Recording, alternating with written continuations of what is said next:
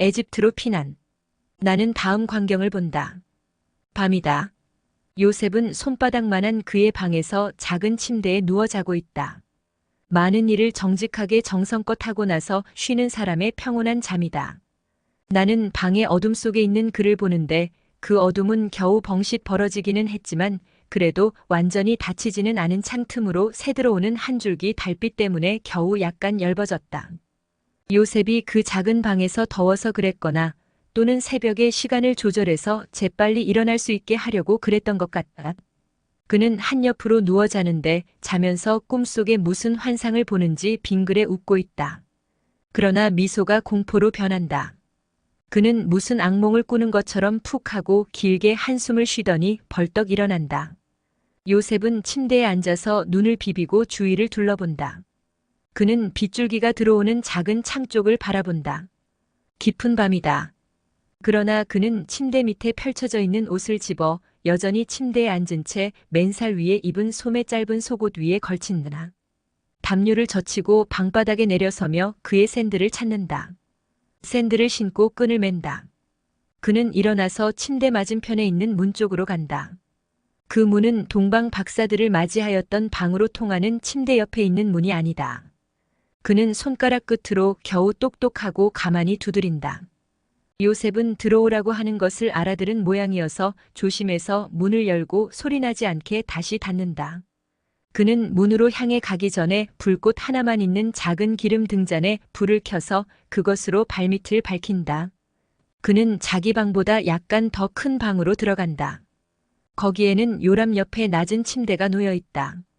벌써 야등이 하나 켜져 있는데 한 구석에서 흔들리고 있는 작은 불꽃은 약한 빛을 내는 작은 금빛 별과 같아서 자는 사람의 잠을 방해하지 않은 채 볼 수 있게 한다. 그러나 마리아는 자고 있지 않고 밝은 빛깔 옷을 입고 요람 가까이에 무릎을 꿇고 조용히 자고 있는 예수를 지켜보며 기도를 드린다. 예수는 내가 동방 박사들을 본 환상 때에 본 것과 같은 나이다. 머리카락이 굽슬굽슬한 예쁜 작은 머리를 베개에 파묻고 주먹을 쥔 한 손은 목언저리에 얹고 있는 아름답고 골그레하며 금발의 한 살쯤 된 어린아이다. 당신 안 자고 있었소? 하고 요셉이 놀라서 작은 목소리로 묻는다. 왜? 예수가 몸이 좋지 않소? 아니에요. 예수는 아무렇지 않아요. 저는 기도하고 있었어요. 그렇지만 나중에 자겠어요. 왜 오셨어요, 요셉? 마리아는 그대로 무릎을 꿇은 채 말한다. 요셉은 아기를 깨우지 않으려고 목소리를 낮추어서 그러나 흥분해서 말한다. 즉시 여기서 떠나야 하오. 즉시 말이오. 괴와 자루를 거기 넣을 수 있는 것과 아울러 준비하오. 나머지는 내가 준비하겠소. 할 수 있는 대로 많은 물건을 가지고 가겠소. 새벽에 도망합시다. 그보다 더 일찍 떠나고 싶소. 하지만 집주인 여자에게 말해야 하니까. 그렇지만 왜 이렇게 도망해요? 나중에 이유를 설명해 주겠소. 예수를 위해서요. 한 천사가 아기와 어머니를 데리고 에집트로 도망하여라 하고 내게 말했소. 시간을 허비하지 마오. 나는 내가 할 수 있는 것을 모두 준비하겠소. 마리아에게 시간을 허비하지 말라고 말할 필요가 없다. 마리아는 천사니 예수니 도망하느니 하는 말을 듣자마자 아들에게 위험이 닥쳐왔다는 것을 깨닫고 양초보다도 더 창백해진 얼굴로 벌떡 일어서서 몹시 불안해하며 한 손을 가슴에 얹는다. 마리아는 빠르고 가볍게 걸으며 괴와 아직 흐트러지지 않은 채로 있는 침대에 펼쳐놓은 자루에 옷들을 정돈하기 시작한다. 마리아는 몹시 불안해하지만 당황하지 않으며 일을 서둘러 하지만 또한 질서 있게 한다. 이따금씩 요람 곁으로 지나가며 알지 못하고 자고 있는 아기를 들여다본다. 내가 도와주어야 하겠소? 하고 요셉이 벙신 열린 묻으로 머리를 들이밀며 묻는다. 마리아는 항상 아니요 하고 대답한다. 다만 자루가 꽉 차서 무겁게 되었을 때에는 요셉을 불러 그것을 봉해서 침대에서 치우는 것을 도와달라고 한다. 그러나 요셉은 누가 도와주기를 원치 않고 혼자서 요령 있게 처리하여 긴 꾸러미를 들고 그의 작은 방으로 옮긴다. 모직 담요들을 가져가야 해요? 하고 마리아가 묻는다.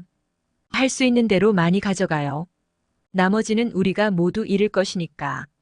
당신이 가져갈 수 있는 것은 전부 가져가오. 그것은 유익할 거요. 왜냐하면 우리는 먼 곳에 오랫동안 머물러 있어야 하겠기 때문이요, 마리아. 요셉은 이 말을 하면서 매우 슬퍼한다. 마리아가 어떤 심정인지 우리도 생각할 수 있다. 마리아가 한숨을 쉬면서 그의 담요와 요셉의 담요들을 개키니 요셉이 그것들을 바로 동인다. 이불들과 자리들은 두고 갑시다 하고 요셉은 담요들을 동여매면서 말한다. 나귀 3마리를 쓴다 해도 그놈들에게 너무 무거운 짐을 지을 수는 없소. 멀고 힘든 길을 가야 할 터인데 산을 지나가기도 하고 때로는 사막도 지나가야 하오. 예수를 잘 감싸오. 나는 동방 박사들의 선물을 가졌소. 저기 가면 그것들이 우리에게 유익할 거요. 내게 있는 돈은 모두 나귀 2마리를 사는데 쓰겠소. 우리는 나귀들을 돌려보낼 수가 없으니 현금으로 지불해야 하오. 새벽을 기다리지 않고 가겠소. 나귀를 어디서 살 수 있는지 알아요. 당신은 모든 준비를 끝내도록 하오. 그러면서 나간다. 마리아는 또 어떤 물건을 거둔다. 그런 다음 예수를 살펴보고 나서 밖으로 나갔다가 전날 빨았는지 아직 축축해 보이는 작은 옷 몇 가지를 가지고 돌아온다. 그 옷들을 개켜서 속옷류 속에 뭉쳐넣고 다른 것들과 같이 놓는다. 이제는 아무것도 없다. 마리아는 몸을 돌려 한 구석에 예수의 작은 장난감을 본다. 나무로 깎아 만든 작은 양이다. 마리아는 흐느끼며 그것을 집어가지고 입 맞춘다. 나무에는 예수의 작은 입자국들이 있고 양의 귀는 온통 잘근잘근 깨물어졌다. 마리아는 가벼운 나무 조각을 깎아 만든 값어치 없는 그 물건을 쓰다듬는다. 그 나무 조각이 예수에 대한 요셉의 애정을 말해주고 마리아에게 아기를 생각하게 해주기 때문에 그래도 그에게는 대단히 귀중한 물건이다. 마리아는 그것을 닫혀진 궤 위에 있는 다른 물건들과 같이 놓는다. 이제는 정말 아무것도 남지 않았다. 요람에 있는 예수뿐이다. 마리아는 아기를 잘 채비해야 하겠다고 생각한다. 요람으로 가서 아기를 깨우려고 요람을 조금 흔든다. 그러나 아기는 잠깐 끙끙거리더니 몸을 뒤치고 계속 잔다. 마리아는 아기의 굽슬굽슬한 머리를 부드럽게 쓰다듬는다. 예수는 그 작은 입을 벌리고 하품을 한다. 마리아는 몸을 숙여 그의 뺨에 입을 맞춘다. 예수는 완전히 잠을 깨서 눈을 뜬다. 그리고 엄마를 보고 방긋 웃으며 두 손을 엄마의 가슴으로 내민다. 오냐, 내 사랑아. 그래, 젖주마. 보통 때보다는 이르다마는 그렇지만 너는 언제나 엄마 젖을 빨려고 하지, 내 거룩한 어린 양아. 예수는 웃으면서 그 작은 발을 담요 밖으로 내밀고 흔들며 보기에 아주 귀여운 그 어린아이다운 기쁨으로 팔을 내저으면서 논다. 아기는 엄마의 명치에 2발을 갖다 대고 몸을 구부려 금발머리를 엄마의 가슴에 갖다 댄다. 그러다가는 몸을 젖히고 마리아의 옷을 여미는 끈을 잡고 옷을 헤치려고 하면서 웃는다. 아마포로 지은 소매 짧은 샤스를 입은 아기는 대단히 아름답고 포동포동하고 꽃처럼 볼그레하게 보인다. 마리아는 몸을 숙이고 이렇게 요람을 가로질러 이렇게 보호하면서 동시에 울고 웃는다. 그동안 아기는 모든 아기들이 하는 그런 말로 사실은 말도 아니지만 종알거리는데 그 말 중에서는 엄마라는 말만을 분명히 알아들을 수 있다. 아기는 엄마가 우는 것을 이상한 듯이 쳐다본다. 아기는 마리아의 뺨으로 흘러내리는 맑은 눈물 쪽으로 손을 뻗어서 쓰다듬는 바람에 마리아의 얼굴을 적신다. 그런 다음 그 형용할 수 없는 태도로 몸을 엄마의 가슴에 갖다 대고 그 작은 손으로 쓰다듬으면서 꼭 달라붙는다. 마리아는 아기의 머리에 입 맞추고 그를 안아 안치고 옷을 입힌다. 자, 됐다. 모직으로 만든 작은 옷을 입었고 양발에 각각 아주 작은 샌들이 신겨졌다. 마리아는 아기에게 젖을 주고 예수는 엄마의 맛있는 젖을 열심히 빤다. 오른쪽에서는 이제 젖이 조금밖에 안 나오는 것 같자 왼쪽을 찾아가서 웃는다. 그리고 그러면서 아래에서 위로 엄마를 올려다본다. 그러다가 머리를 마리아의 가슴에 대고 볼그레하고 동그란 작은 뺨을 어머니의 희고 둥근 젖에 갖다 댄 채 잠이 든다. 마리아는 가만히 다시 일어나 아기를 자기 침대의 이불에 내려놓는다. 그리고 아기를 자기의 겉옷으로 감싼다. 요람으로 가서 작은 담요들을 개킨다. 마리아는 작은 매트도 가져가야 하나 하고 망설인다. 그렇게도 작은데 가져갈 수 있다. 마리아는 매트를 베개와 함께 벌써 궤 위에 얹혀있는 물건들 곁에 놓는다. 그리고 자기 아들을 통하여 박해당하는 이 가엾은 엄마는 텅 빈 요람을 내려다보며 운다. 요셉이 돌아온다. 준비 다 되었소? 예수도 준비됐고 아기 담요와 작은 침대도 챙겼소. 요람은 가져갈 수 없소. 하지만 아기가 적어도 그의 작은 매트는 있어야 하오. 그들이 죽이려고 애쓰는 가엾은 아기. 요셉. 마리아는 이렇게 외치며 요셉의 팔에 매달린다. 그렇죠. 마리아 아기를 죽이려고 하오. 헤로데가 그의 왕권 때문에 아기를 무서워하기 때문에 아기를 죽이려고 하고 있어. 저 더러운 야수 같은 자가 이 무죄한 어린 아이를 무서워한단 말이오. 아기가 도망하고 있다는 것을 알게 되면 그가 어떻게 할지 모르겠어. 그러나 그때에는 우리가 멀리 가 있을 거요. 나는 그가 아기를 갈릴레아까지 찾아서 복수할 것으로는 생각하지 않소.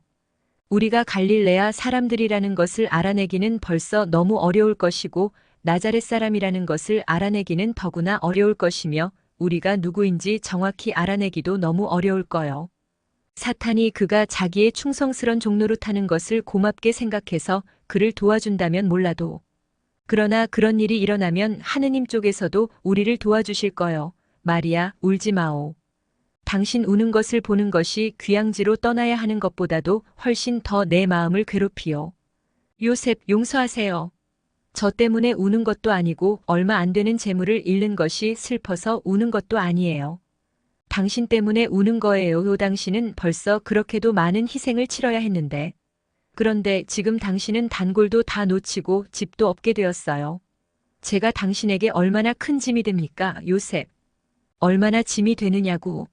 아니요, 마리아, 당신이 내게 짐이 되지는 않소. 당신은 나를 위로하오. 항상. 내일은 생각하지 마오. 우리는 동방 박사들이 준 보물들이 있어. 처음에는 그 보물들이 우리에게 도움이 될 거요. 그 다음에는 내가 일거리를 얻게 될 거요. 정직하고 능력 있는 일꾼은 즉시 일을 요령 있게 처리하오. 당신 여기서 보았지요. 나는 시간이 모자라서 일을 다 하지 못할 지경이었어. 알아요. 그렇지만 누가 당신의 향수를 달래주겠어요? 그러는 당신은 당신에게 그렇게도 소중한 집에 대한 향수를 누가 달래주겠어? 예수가요. 예수를 차지하고 있으니까 제가 그곳에서 가지고 있던 것을 아직 가지고 있는 셈이에요. 나도 예수를 차지하고 있으니까 몇 달 전에 다시 가기를 바란 고향을 차지하고 있는 셈이요. 나는 내 하느님을 차지하고 있어. 당신도 보다시피 나는 무엇보다도 내게 소중한 것에서 아무것도 잃은 것이 없소. 우리는 예수를 구하기만 하면 돼요. 그러면 모든 것이 우리에게 남아있는 것이 돼요. 비록 우리가 이 하늘과 이 들판 그리고 이보다 더 소중한 갈릴레아의 들판을 보지 못하게 된다 해도 예수가 우리에게 있을 터이니까 우리는 모든 것을 가진 것이 될 거요. 마리아, 갑시다. 동이 트기 시작했으니 우리 집주인 여자에게 인사를 하고 우리 짐을 실을 때가 되었소. 모든 것이 잘 되어 갈 거요. 마리아는 순종해서 일어난다. 마리아가 겉옷을 입는 동안 요셉은 마지막 꾸러미를 하나 싸서 들고 나간다. 마리아는 아기를 소중히 들어올려 쇼울에 싸서 가슴에 꼭 껴안는다. 그가 여러 달 동안 들어있던 방의 벽을 보며 손으로 스친다. 마리아의 사랑을 받고 축복을 받을 자격이 있었던 복된 집. 마리아는 나온다. 요셉의 방이었던 작은 방을 지나 다른 방으로 들어간다.